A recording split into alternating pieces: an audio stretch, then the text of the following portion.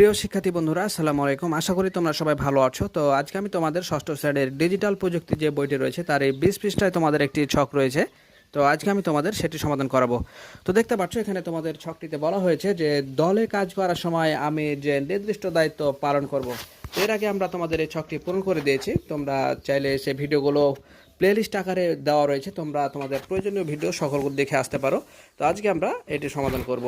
যদি চলো যাই আর কথা না বলে আমরা এই ছকটি সমাধান করি। তো তার আগে একটা কথা বলে রাখি, আমরা তোমাদের সকল শ্রেণীর সকল সাবজেক্টগুলো অলরেডি আপলোড দিয়ে ফেলেছি। সেগুলো কিন্তু প্লেলিস্ট আকারে আমাদের চ্যানেলে দেওয়া রয়েছে।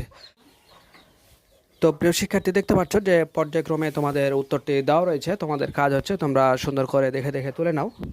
খেয়াল রাখবে যাতে কোনো কিছু ছুটে না যায়। তো দেখতে পাচ্ছ দলে কাজ করার সময় আমি যে নির্দিষ্ট দায়িত্ব পালন করব।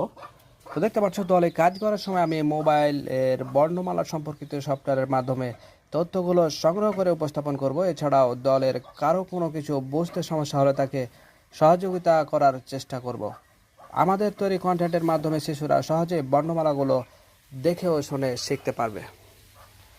তো প্রিয় শিক্ষার্থী, ভালো থেকো, দেখা হবে পরবর্তীতে। আল্লাহ হাফেজ।